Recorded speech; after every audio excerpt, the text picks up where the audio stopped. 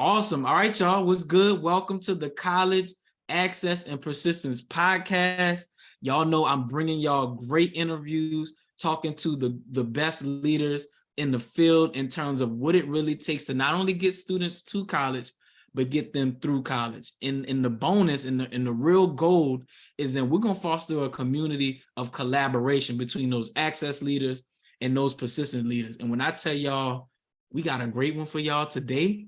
I got Mr. Stephen Christopher with me today. He is the Associate Vice Chancellor of Student Accessibility and Social Support Resources at Austin Community College in Austin, Texas. And we had a chance to connect just a few minutes ago. When I tell y'all he ain't holding nothing back, he's not pulling no punches. That's exactly what this podcast is for. Let's be real. Let's be authentic. Let's be raw about what it takes to truly help our underserved students be successful. And then let's figure out how to make it happen between each other, between access leaders and persistence leaders. So without further ado, Stephen, how you feeling? How you doing? Man, I'm doing great. It's so good to be talking to you, understand what you're doing and all the good work that you're doing. Really appreciate that. And what you're trying to do is to bring these processes together, not just lip service, but really working together. Thank you. Well, look, let's dig into it. So the first question, I'm always curious because I've been in education for over 10 years. My journey was a winding one there. That's definitely not where I started in college, wanting to go into education, but found my passion and one of the best decisions I ever made. So my question for you is how and why did you get into the field of education? Well, let me tell you, it started when I was a little boy. It did not start when I was a little boy. Actually, I moved to Austin many, many years ago to be a musician. Austin was a big music town, and I was a professional musician for about 15 years. And that's a rough life. And, I was making money, I was traveling and all that. But when I was traveling, I'm like, well, I want to be in Austin. Why am I in such and such a place? So, I stepped out of music. I got to working into nonprofits and, had a couple of things going on there.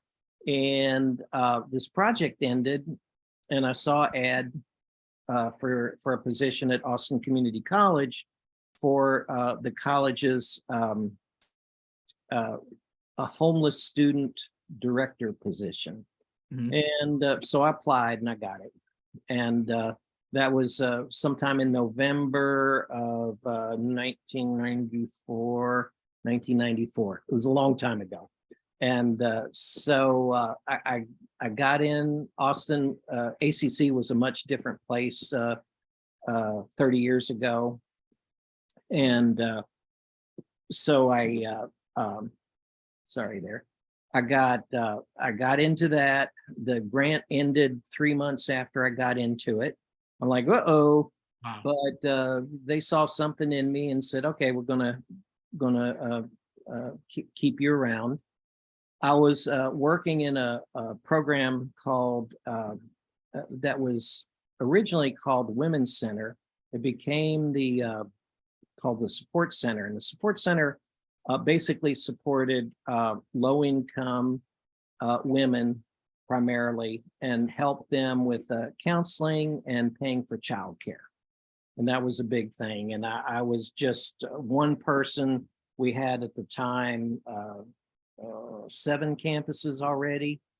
And basically, long story short, I created this whole space that we call Social Support Resources, which is a kind of long name, but it's basically pulling a lot of resources and treating the student as a whole person, not just, go to tutoring, get your grades, take your tests, In community colleges, our students come with their whole lives to us. It's an open enrollment institution, and so we have to address the issues that come to them in their whole life. So that's how I got going, and now I think I have the longest title in the college. Doesn't mean I'm the most important person. It just means that we didn't have language to like, well, what does this guy do? We're basically supporting students. Hmm.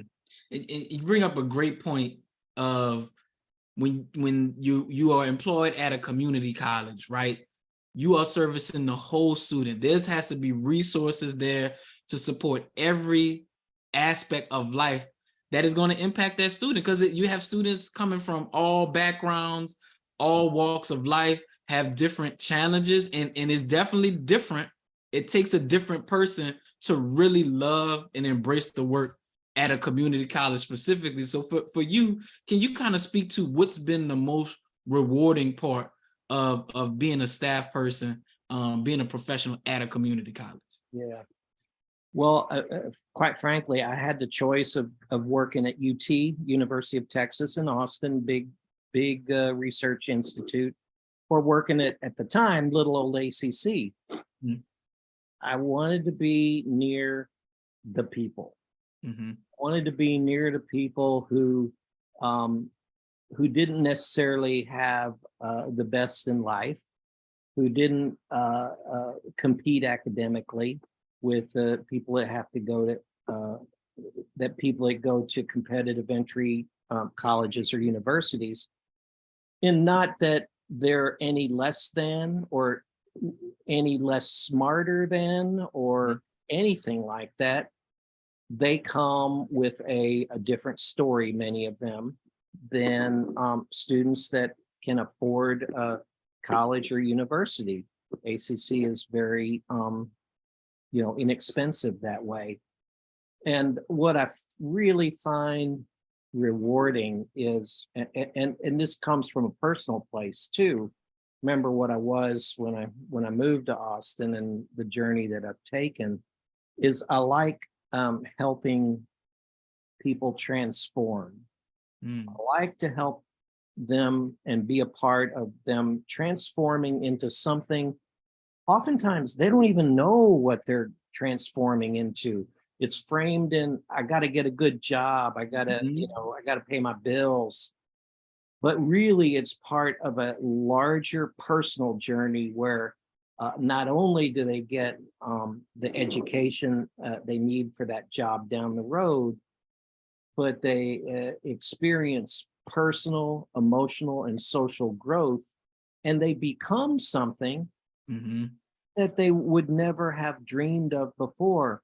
I'm telling you, my younger self never would have dreamed that I would be this guy on Mhm. your podcast asking, how's it going at ACC? I never would have dreamed that, and so that transformation is so interesting to me, and to help people move forward in their lives, sometimes directly, sometimes indirectly, but that's really the part that moves me.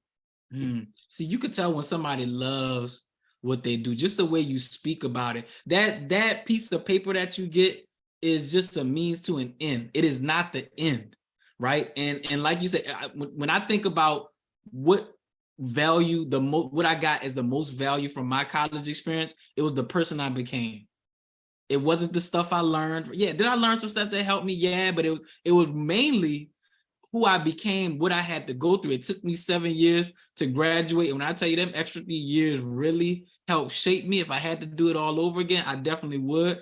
But you're right. It's about the transformation of the person, right? This is the environment where it's supposed to be safe to be able to like push yourself, to be able to stretch yourself, to be able to experience failure, but have those people and those staff people like yourself that are going to be there to help Right. lift you up, right? To That's tell right. you can do it. So I'm glad we have people like you in higher ed. And on the flip side of that, right? I also know not just at community colleges, but in higher ed, there's a flip side of that coin, right? It's not always easy. It's not always rainbows and sunshine. So can you speak to what's the most challenging part of your role, and how have you been able to overcome Well, so there's a number of different ways to look it? at that. Challenging as far as how the institution runs, or challenging as far as Ooh. working with students and how to, move them forward. And what are you more interested in? I actually want to know both because I didn't even consider those two dynamics. So if you wouldn't mind speaking Well, about well, well, both. there's more dynamics than that, but that's just Right. what comes to mind. So ACC is a great institution. Let me just start with that. It's a Mhm. really good institution. It's a large institution. We have roughly 70,000 unique students that come through ACC each year, representing all parts of our community. We have 11 campuses. Um, they're spread across a service area, what we say is the size of Connecticut. You can drive from the South Campus to the North Campus 80 miles an hour in an hour and a half. You might be there if you don't have traffic. I mean, it's spread out. Wow. And yet we don't have campus presidents. We have a unified one college concept. So we try to serve all campuses equally, have programming at all the campuses and et cetera, and basically provide resources that way. Now that's the ideal. In practice, it doesn't exactly work out that way, but essentially it does. The challenging part for me to get things done is the sheer size of the college and the one college concept. And quite frankly, I'm in the business of changing the college culture. And culture work is very hard and slow and laborious. And there's several aspects of what I'm trying to change. And the college is on board mostly, but the college is made up of individuals that have their ideas about how things should be. And so it always feels like I referred to this meeting that before we came on the podcast that I was in before this meeting. Everybody has their ideas about how it should be, and you always feel like you're kind of going uphill and pushing the ball. So some of the things that I'm interested in my areas, one is improving accessibility for students with disabilities. So creating a open space, an open environment for them to come in and be able to operate as close to as people without disabilities can operate.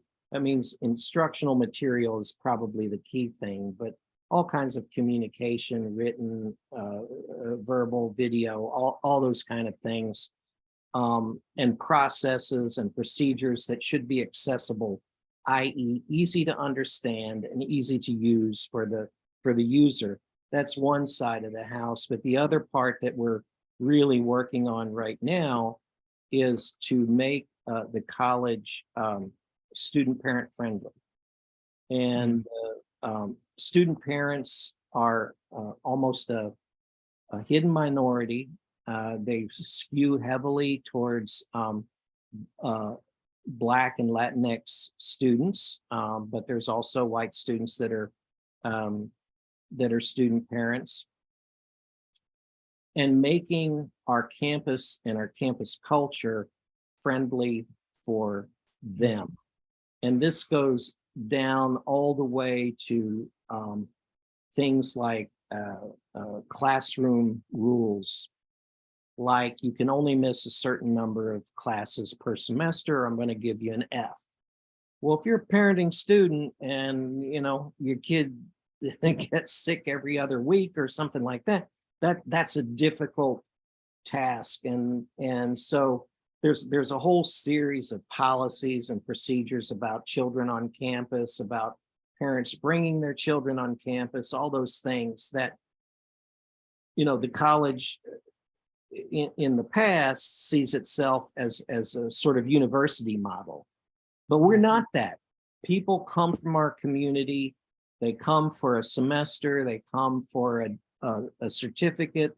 They come for a degree. They come for many different purposes to come to an open enrollment institution. And we need to be welcoming for them and their families as much as possible. Also working on the student parent side, also working for finding additional resources for our low income students.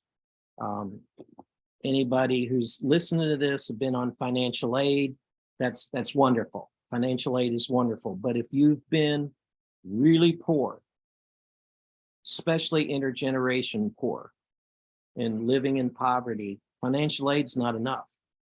Because if you decide to come to school, you're doing this balancing thing. You go, well, I'm working, but if I go to school, I can't work as much, or maybe I can work as much, but I'm going to have additional expenses and all that. So all of that calculus plays into that financial aid isn't enough, and low income students who come from poverty, they need a little bit more than that. And so, you know, I'm working on this concept of a guaranteed student income, you know, where students get additional assistance if they meet certain criteria that allow them. So background is 80% of our students work at least part-time. 80% of them work part-time, and 80% of another 80% of our students actually go to school part-time. Many of our students work full-time, or others work 2-3 jobs, you know, to kind of knit it together so they can support themselves. Well, if you give them some additional funds, especially in this case, parenting students, they will, one, either reduce their hours in their 40-hour a week job, or they'll maybe get rid of one of the 2 or 3 jobs that they have and spend time on school. And if not, spend time making sure that their family are well taken care of and emotionally healthy and all that.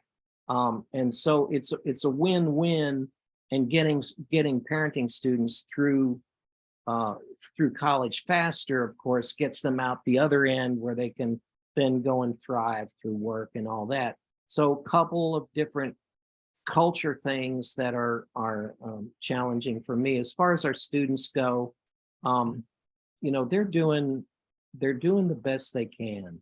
They are what I call heroes and sheroes.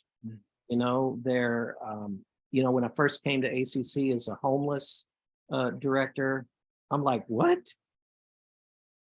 There are people homeless going to college? Like, what is that?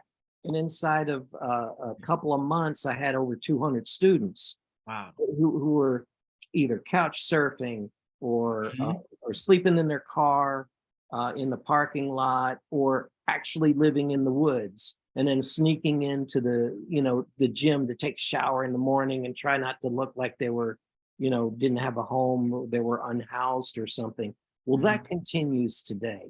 Yeah. And those people who are doing everything they can to change their status in life, they need that support, whatever support we can give them, and I'm here to do the best I can to help them with that. Man, yeah, you're right. Like, and it's until you have to really work with those students in those situations, it can seem, especially just looking at it, for what it is, like, oh, everybody, you might have these academic struggles, but like you spoke to before, there's so much happening outside of the classroom, outside of the school environment, where our students both need and want our support. And you spoke to culture. I want to pick your brain a little bit more there, because culture is either something that is constantly building or something that's deteriorating, and it's hard to, especially when you have a huge staff on the college campus, it is tough to build culture, or to establish culture sometimes, or shift culture. Yes. So can you speak to maybe pockets at ACC where that's happening well, or maybe initiatives that you've had where you've been able to like really cement the type of culture that you want to see more? Yeah, well, that's a great question, and culture is not monolithic. there's cultures within cultures, you know, Yes. there's smaller cultures, there's communities that build their own culture. One of the groups of students I serve who are struggling are deaf students. Mhm. Well, there's a deaf community and there is deaf culture, you know, within the larger culture. And Mhm. you Mhm. know, if you look at Black culture, there are, you know, there's a culture there, but it's within, you know, another culture, and it's not just one thing. There's different, you know, subcultures within it. So by and large, ACC has a very healthy culture, and we're willing to look at ourselves and do self-examination. Right now, we're looking at we have what's called a Hispanic Serving Institution designation, which is a uh, means that at least 25% of your students are Hispanic. And we've had that for a while, but we've had to ask ourselves, are we really Hispanic serving institution? In other words, are we student ready? Are we ready for students that come in that may not look like me? Well, Mhm. obviously, I'm not Hispanic, so they're not going to look like me. But of our staff, are we truly ready for them? And so there's a series of cultures, a number of cultures, and what I praise ACC for is that we're willing to examine our culture, and are we meeting the needs of students who didn't grow up in that culture or aren't acclimated to that culture. Because there's a big jump, especially for students whose parents, what I call, are not institutionally savvy. Okay, they went to high school, maybe, you know, and that's it. But good God, you go to a big college, you know, and you have all these like admission requirements, and you got to talk to all these people and all that. And who do I talk to? And can I bring my family along and, you know, talk with them? All those kind of things. Those those are expressions of culture, Mhm. of not being savvy about how large institutions work. And so it's incumbent on the college, and a large college at that, however, with 11 campuses, so they're not monolithic campuses. It's incumbent on us to help students navigate this culture, um, and to be attuned to what they bring, Mhm. their culture, to ACC, and be able to adapt as our students change. And our students are changing rapidly. In the HSI piece, in Texas at least, there's an overwhelming change from predominantly white to predominantly or uh, majority minority Hispanic. So Mhm. the population is changing rapidly. It's incumbent on us to change with it. That means not only policies and procedures, but things like, who are your instructors? Are they, sorry to say, are they a bunch of old white guys? You know, it's like that's just not, you know, that's not going to speak to a lot of people. Not that you know, older white guys can't be great instructors, but you want to have instructors who are Mhm. um, of the community, that are in front of them and speaking to them in a way that is understood, and ultimately helping them master this complex course content that they have to learn. Mhm.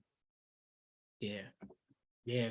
I mean, another good aspect, like you said, the demographic is changing. Student needs are changing, right? You try to change as much as you can with policy, but sometimes it's like we're behind on things. And so knowing, you know, at the end of the day, like the you know, college is bread and butter is retention and graduation rates, what are things that you find work well in your office in terms of a strategy or an ACC when it comes to ensuring you're both addressing the ever-changing needs of your student population, but that you are actually implementing changes that lead to hitting those student outcomes of retaining and ensuring they graduate? Any bright spots, any strategies that you'd be willing to share?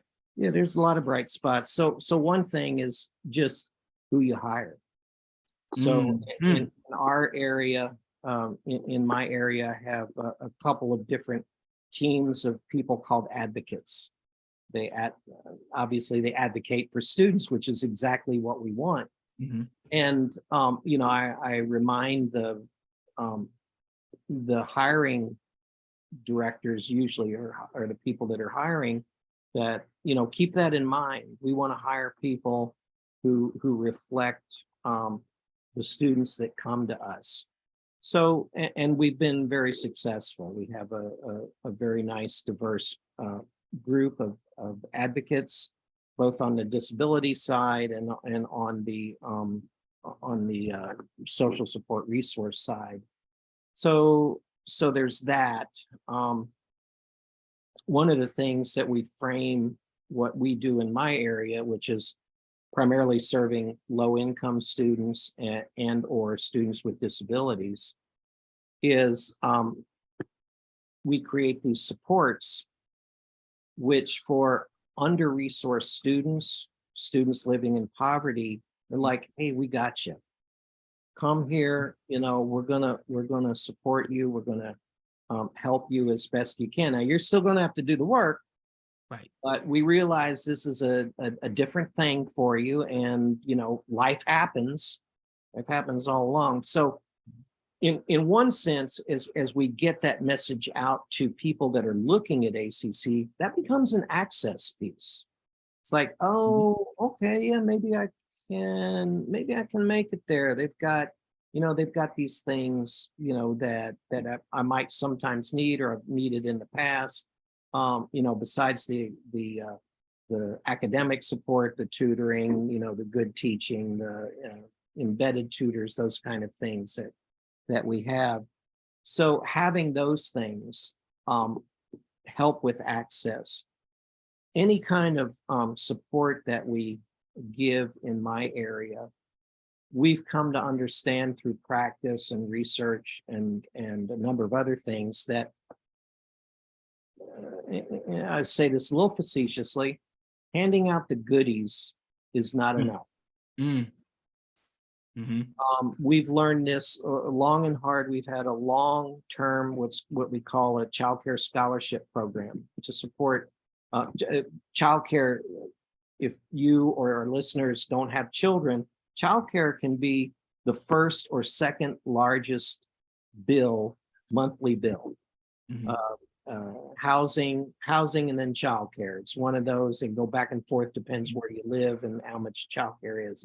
So not being able to pay for childcare can be a huge barrier for people. So that improves access. But once they're in, provide the childcare, we weren't getting huge returns on our investment. We were just like, well, these students, they're still dropping out. They're still not completing. They're, obviously it helps. Hello, right? Anecdotally for sure, but can you prove it? And so we said, we got to figure out a way to prove this. So with all the benefits that we give or supports that we give, we tie case management to it. And that's where the advocates come in. And this is built on higher ed research by a number of researchers. The first one was Tinto, but there have been other people since then that say building a relationship by a trusted employee, oftentimes a faculty person, but it could be somebody else, a long-term relationship with a student will help to increase their potential for retaining and persisting. And so our advocates, when students ask for assistance, We hook them up with the student. We say, hey, look, we can be your one-stop shop for advising, for your personal needs, for other things that you might need. And they work with those students through the course of their career.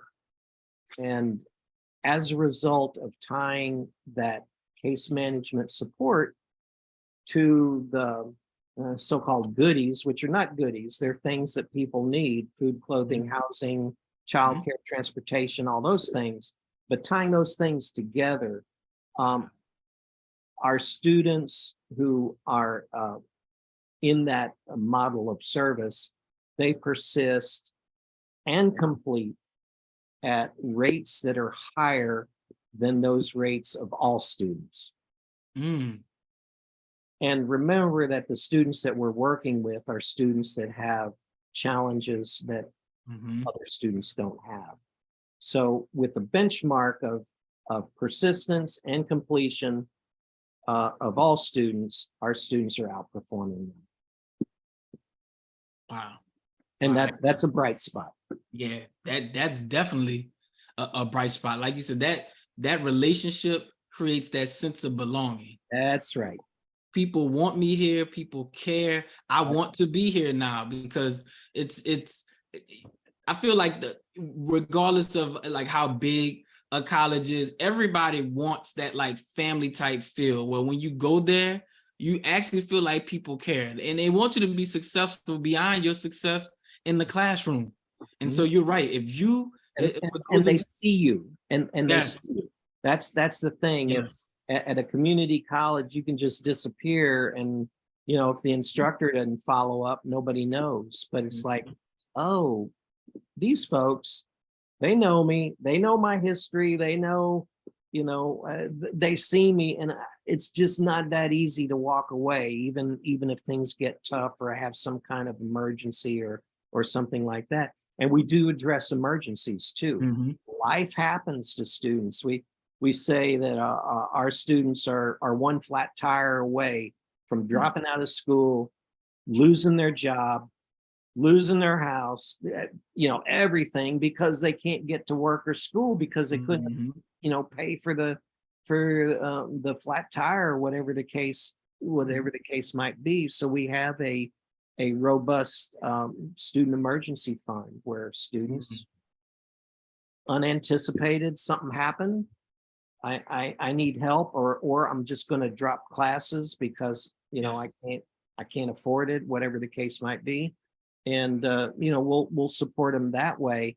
And the research that we did with those students also shows they're more likely to stay with us, given that one time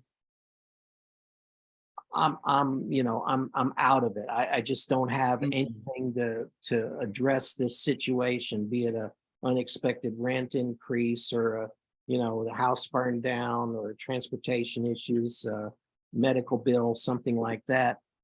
One time, a couple $100. They're like, I didn't know y'all did that.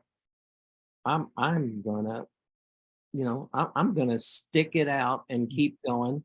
And and our research shows that the students who do get emergency assistance, they're able to persist.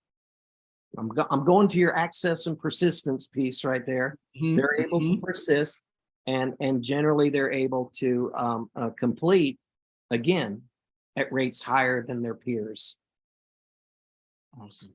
I mean, y'all just heard it. Like, I know every university, every college will have their own systems, right? Their own ways to support, but pairing that with something that is going to create a sense of belonging for that student, create that ongoing support for that student is not just enough. The money, the financial support is definitely needed, right? It's a great start, but like you say, without that additional piece of support, that ongoing support, you're not going to see the intent of that program. You're not going to see that come to fruition as much.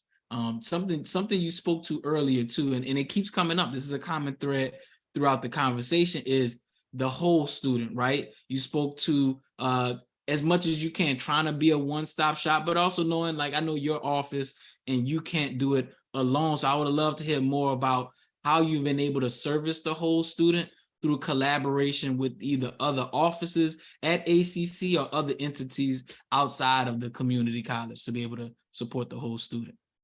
That's another great question. Really terrific.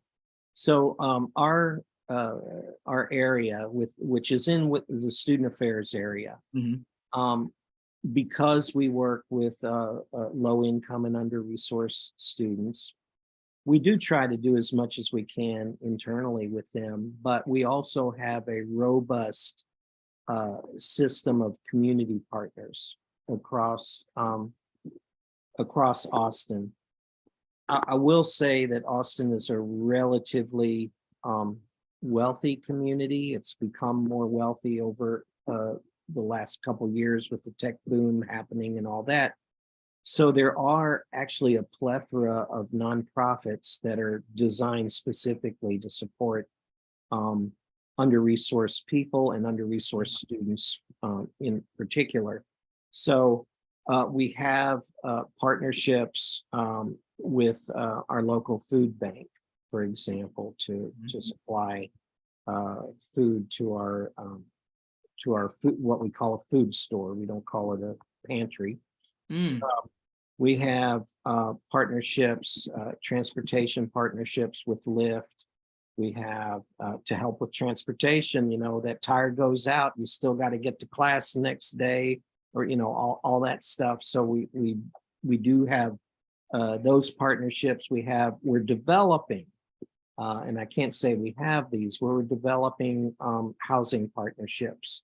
Backstory, ACC is a non-residential community college, so we don't have dorms, we don't have anything like that, but we find, many of our students are unhoused or, shaky housing or something like that. So it's incumbent on us to develop programming and support for those students in that situation. Obviously, the college can't build itself out of the housing crisis that some of our students are in. So we use partnerships for that. Same thing with childcare. We use community partners to provide childcare piece. Internally, we have a number of strong partnerships that will directly support our students. I think one of the primary ones that I can think of right now is through our financial aid office. We work closely with them in cases where maybe just repackaging the student's financial aid award will alleviate their current situation, or financial aid has satisfactory academic progress requirements for students to keep getting financial aid. Well, those can be appealed if a student falls below. Our advocates are people who know the student's situation and can help support that. We're getting increasingly involved on the access side with our enrollment management team, providing events that showcase the resources that are available at ACC for those people who are like, I'm not sure I can really go. And so we do work closely with our enrollment management team that brings students on board. Also, for our students with disabilities, we work a lot with they're called campus operations. They're the people responsible for the facilities. And so if you have a facility that's not accessible, door doesn't open, no automatic door opener, stairs, ramps, those kind of things, we work closely with them. Or in some cases, we act as consultants where they'll go, yeah, we've got this thing, but we're not quite sure if it's fully accessible for our blind students or for our mobility impaired students. Can you talk us through this, or can you come look at this and help us sort of navigate what we need to do? So we work with a lot of areas. Oh, and the business office, can't forget the business office, because a lot of our our funds that we use to support students run through the business office. And they sometimes require working things out. Let's just say that. And our business, our business colleagues are amenable to that. You know, as long as we're following all the rules and everything, it's like, okay, we can figure out how to help this student, because our bottom line marching orders for the work that we do are everything is centered on the student. Not about me. It's not about my staff. It's not about the college. It's about that student in the moment, whatever that moment is for them, and to figure out a way to move away whatever barriers they're confronting, and or to support them in ways that they weren't expecting to be supported. And again, that provides them hopefully with this sense of, oh, I can do this. I'm gonna do this. This is hard, but I'm gonna do this because, you know, we've got some help and support. I think you just actually answered my follow-up question, which is like partnership should be an active word for people, but we know that that term is thrown out there and sometimes it just exists on a piece of paper and there's nothing happening between the two parties to support the student to achieve that goal. And my follow-up question for you was going to be like, what does it take to ensure that when partnerships are established, that they're actually effective, right? And they're actually having the intended impact? How do you navigate those waters of a You're partnership? giving me PhD questions here. You know, you're making me really work out here. No, how to make a partnership really work. So one of the partnerships that we have is a community coalition called the Central Texas College Access Network. They're a series of 10 to 15 nonprofits that work throughout the district at the high school level to support students, and primarily minority students, but not totally minority, to prepare them, to talk to them, to support them into coming into higher ed. And because I work, my area works with low income students, the primary connection is with my staff, with the advocates and their directors. And so we've got, 10 to 15 of these community partners who are working with us, and they don't all work equally. So the question is interesting. You have to have, you have to have intent. Yes. And you have to have common goals. Are we working for the same goal? Do we have the intention to do this? You have to make personal and professional connections with each group. In this case, with the nonprofits and the ACC staff, they have to know each other on a personal level. Don't have to go out and have dinner and all that, but spend some time getting to know who they are and what they are. You also have to be aware of each organization has a culture. We, at ACC, we're kind of the 800-pound gorilla. So they're smaller CBOs, community-based organizations. They're coming, and working with us. But I don't want to be the 800-pound gorilla where you have to adapt to us. We have to understand, who you are, what your mission is, how you're working with your students. And as those high school students transition to ACC, many of their staff want to also continue to support them as they've been supported before, but we've also got our support team there. So how does that work? How do you put those two support teams together? That requires conversation. It requires, again, intention. Like, what are we trying to do here? it requires some give and take. Give and take on our part, give and take their part. Well, we're used to doing it this way. Well, we're used to doing it this way. Well, if you're that far apart, you're not being student centric. You're not helping the student because the student will see that gap. Oh, yeah. You've got to come together, work together in support of that student. So a successful partnership aligns both the intention, your aligns the work that you're doing, the intention, the outcomes that you want. And the outcomes are just as important too, because we've had partnerships where only later did we realize the outcomes, oh, they're really not aligned. That's why it's been such a rough kind of relationship, because they're thinking this is where we want to end up, and we're thinking this is where we want to end up. So you want to make sure that your outcomes are aligned, and that is the foundation, but not the complete foundation of a successful partnership.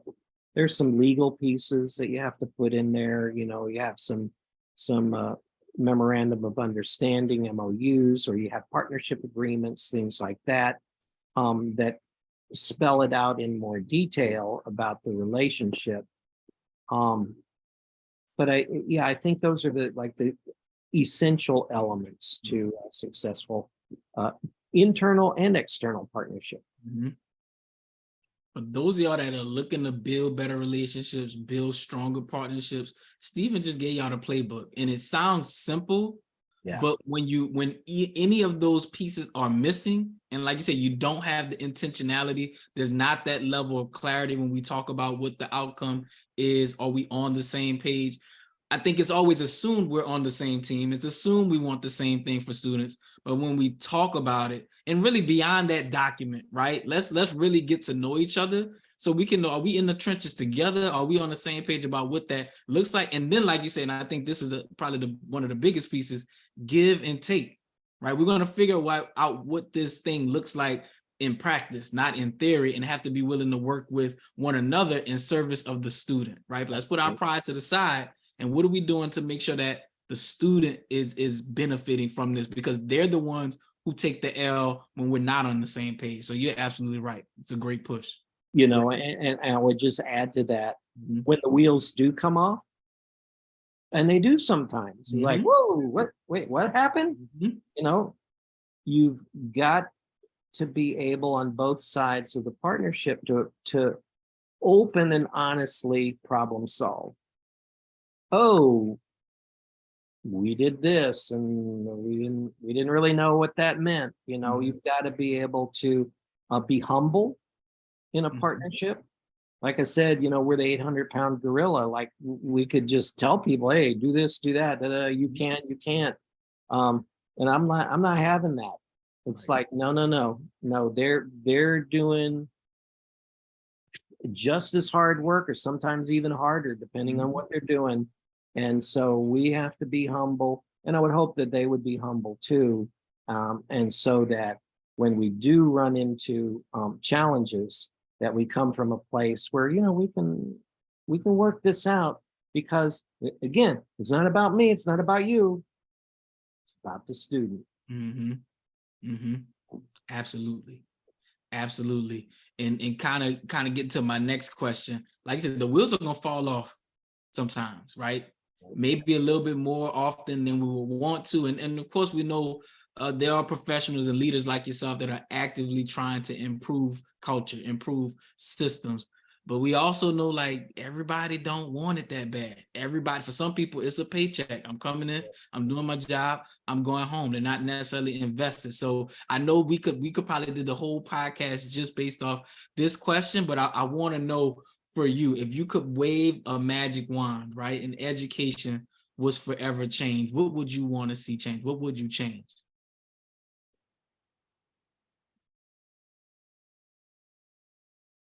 Education is a good thing. So I'm not casting aspersions on education, on ACC, or education in general, but And I don't know if this will satisfy your answer, but higher education in the United States Mm. is based on a medieval model. Universities were created, the kind of universities that we have were created in Europe in the Middle Ages, 1400s, some even older than that.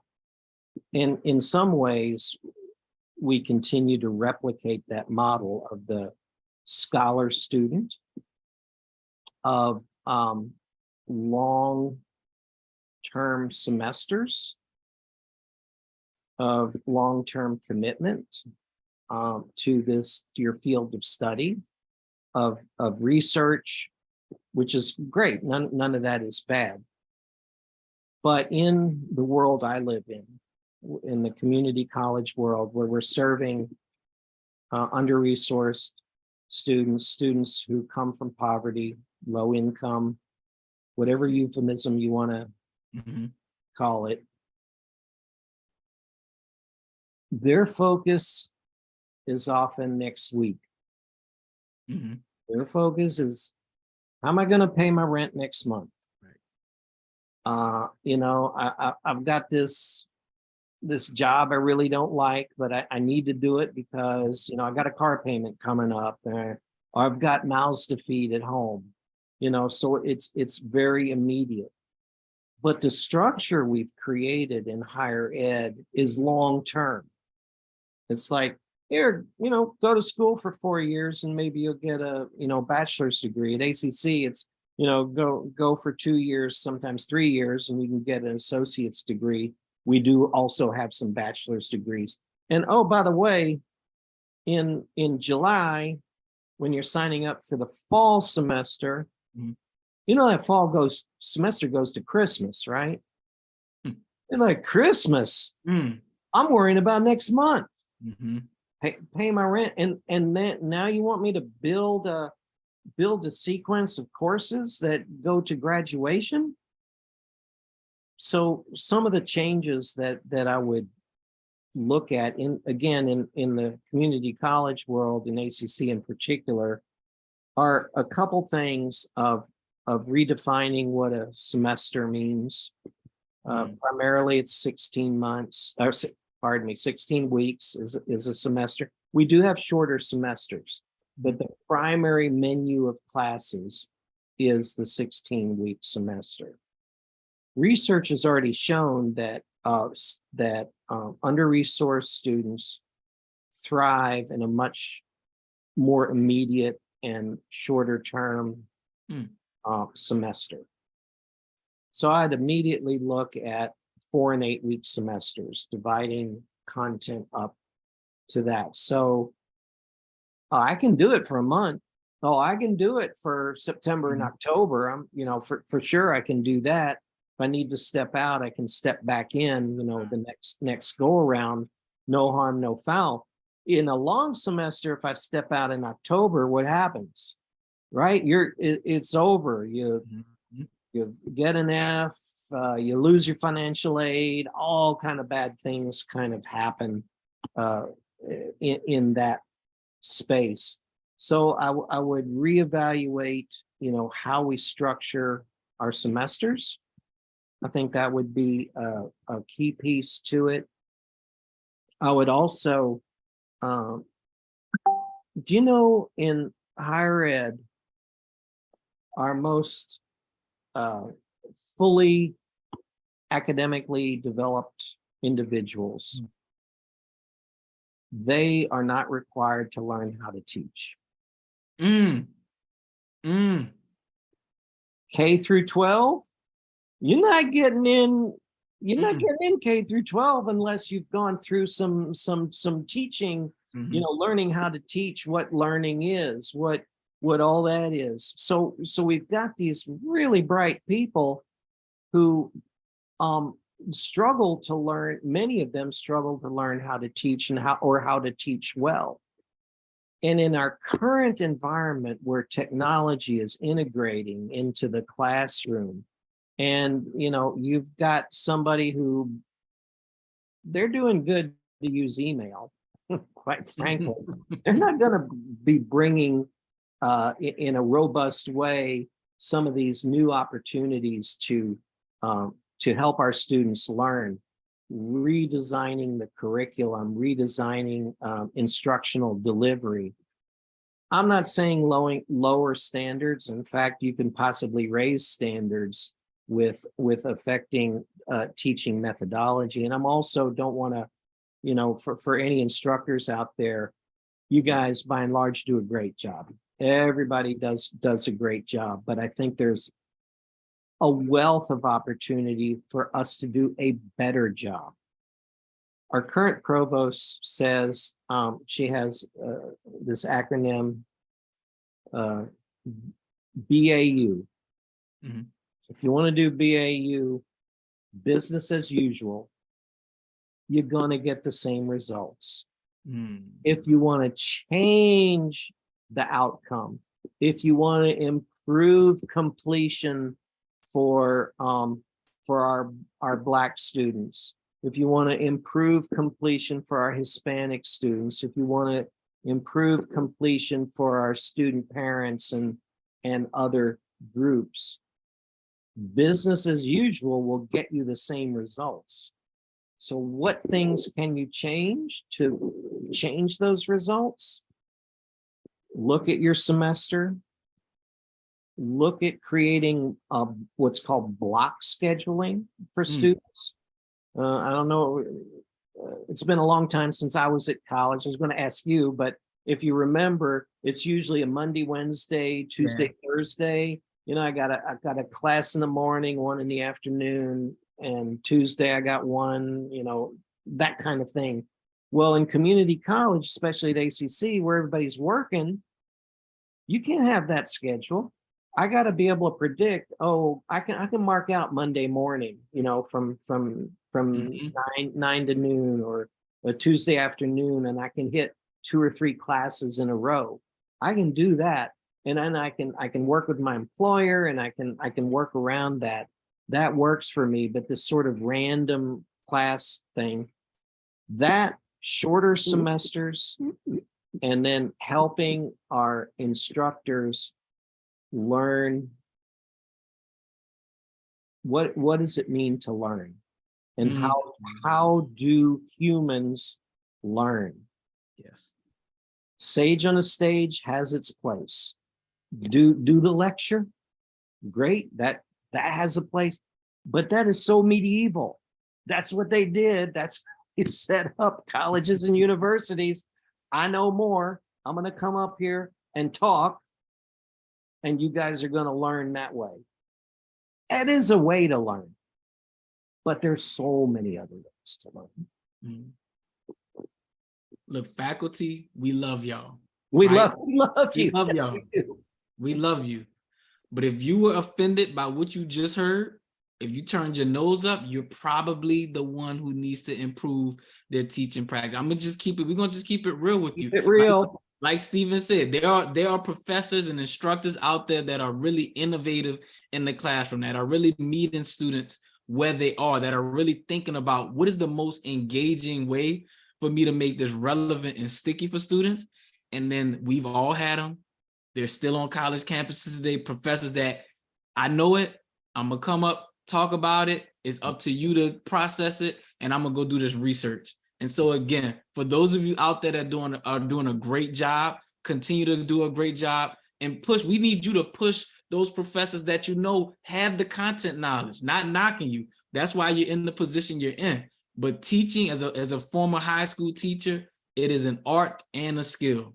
Yes. It is an art and a skill. And I 100% agree with you. I think that would absolutely change the landscape and change outcomes on college campuses, to require some type of teacher education program or something where there's the skill and the art and that development to learn how to teach. It's just different. It's not as easy as just going up, talking about something. All right, y'all got it, and then continuing to move. So I completely agree with you on that. That's my magic wand. That was the question you asked. There it is. I love it. I got one more question for you. I'm always interested to hear leaders answer this. Of course, you talked about your journey. You talked about just being able to start it in one role in position and working with those students who are unhoused, and now being in your position where you continue to work and focus on the whole student. You continue to develop and manage and maintain and enhance partnerships. You continue to do the collaboration and all that. You continue to push yourself as a professional, right? When it's all said and done, when you retire, when you send in that email like, hey, you know what? I'm passing the torch. I'm hanging it up. What do you want your legacy in education to be? I live a purpose-driven life. Mhm. I can't go for a paycheck. Sorry. Mhm. You know, I gotta have meaning to me. And what moves me, I've talked about transformation, but really the legacy is that I hope space better than how he found it. And that space is my sphere of influence. I don't mean I'm going to change Austin. I'm going to change Texas. I'm going to change the world within my sphere of influence, what I can do, that I hope to leave it better than how I found it. And if I can do that, and especially focusing on students, I know that, you know, I've done my bit, and you know, on to the next person. Mhm. Mhm. Amazing, amazing. Stephen, I'm just glad and grateful and thankful that there are leaders like you in education. You know, as I'm doing these interviews, I don't want to paint the picture like it's rare, but I will say it's when you meet people that have just a different level of investment in the work, what the actual work is, I just really look forward to connecting with them. So thank you for everything that you're doing. Thank you for everything that you continue to do. And I know you have already had an impact on students and will only continue to constantly dig deeper and push yourself and your community college to think about how can we do better. So thank you for all that you do. Thank you. Awesome. All right, y'all. We're going to be bringing y'all another episode. Make sure y'all go and follow and subscribe on YouTube, and make sure y'all share this out, right? We know there's a community of leaders like Stephen out there, and we want to foster collaboration between those access and persistence leaders. So until next time, we will see y'all on the other side of graduation. Take it easy.